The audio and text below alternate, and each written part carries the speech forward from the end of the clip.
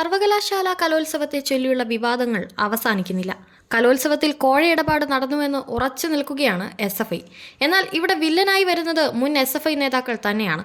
മുൻ നേതാവിന്റെ പേരിൽ CPM സംസ്ഥാന സെക്രട്ടറിക്ക് SFI പരാതിയും നൽകി.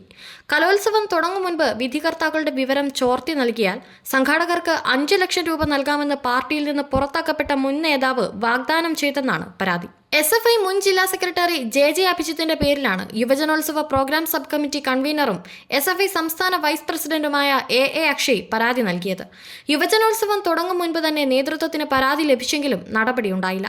യുവജനോത്സവം അലങ്കോലമായതിന്റെ പേരിൽ SFI പ്രതിക്കൂട്ടിലായ സാഹചര്യത്തിലാണ് സംഘാടകർ CPM സംസ്ഥാന സെക്രട്ടറി MV ഗോവിന്ദന് പരാതി നൽകിയത്. നൃത്ത ഇനം വിധികർത്താക്കളുടെ പാനലിൽ ആരൊക്കെയാണെന്ന വിവരം ചോർത്തി നൽകണമെന്നും പകരമായി 5 ലക്ഷം രൂപ നൽകാമെന്നും അഭിജിത്ത് ഫോണിലൂടെ വാഗ്ദാനം ചെയ്തെന്നാണ് ആരോപണം. SFI മുൻ ജില്ലാ സെക്രട്ടറിയും CPM നേമം ഏരിയ കമ്മിറ്റി അംഗവുമായിരുന്ന അഭിജിത്തിനെ 2 വർഷം മുൻപ് പാർട്ടി പുറത്താക്കിയിരുന്നു. DYFIയുടെ ലഹരി വിരുദ്ധ പരിപാടിയിൽ പങ്കെടുത്ത ശേഷം മദ്യപിക്കുന്ന വീഡിയോ പുറത്തുവിട്ടതിനെ തുടർന്നായിരുന്നു നടപടി. വനിതാ നേതാവിനോട് മോശമായി പെരുമാറിയെന്ന മറ്റൊരു പരാതിയും ഉണ്ടായിരുന്നു.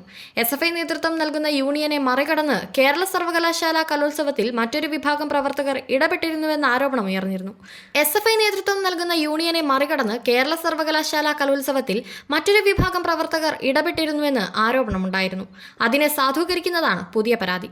കോഴയിടപാട് നടന്നെന്ന പരാതിയിൽ SFI ഉറച്ചു നിൽക്കുകയാണ്. യൂണിയൻ ചെയർമാൻ വിജയ് വിമൽ കഴിഞ്ഞ ദിവസം പോലീസിന് നൽകിയ മൊഴിയിലാണ് കോഴയാരോപണം ആവർത്തിച്ചത്.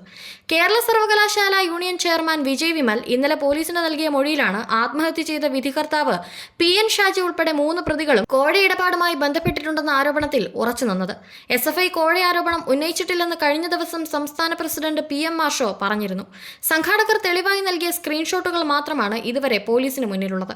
പ്രതി ചേർക്കപ്പെട്ട വിധികർത്താവ് PN ഷാജിയുടെയും നൃത്ത പരിശീലകരുടെയും ബാങ്ക് അക്കൗണ്ട് വിവരങ്ങളും ഫോൺ കോൾ വിവരങ്ങളിൽ ലഭിച്ച ശേഷം വിശദമായി അന്വേഷണം നടക്കുകയുള്ളൂ. ആദ്യഘട്ടത്തിൽ മൊഴിയെടുക്കലാണ് നടക്കുന്നത്. യുവജനോത്സവത്തിന്റെ സംഘർഷവും കോഴയാരോപണവും വിധികർത്താവിന്റെ മരണവും ഉൾപ്പെടെയുള്ള വിഷയങ്ങൾ സമഗ്രമായി അന്വേഷിക്കണമെന്നാവശ്യപ്പെട്ട് സർവകലാശാല അധികൃതർ നൽകിയ കത്തിന്റെ അടിസ്ഥാനത്തിൽ പുതിയ FIR രജിസ്റ്റർ ചെയ്യുന്നതിന് പകരം നിലവിൽ കന്റോൺമെന്റ് പോലീസ് അന്വേഷിക്കുന്ന കോഴയുമായി ബന്ധപ്പെട്ട കേസിൽ ഈ വിഷയങ്ങൾ കൂടി ചേർത്ത് വിശദമായി അന്വേഷിക്കും.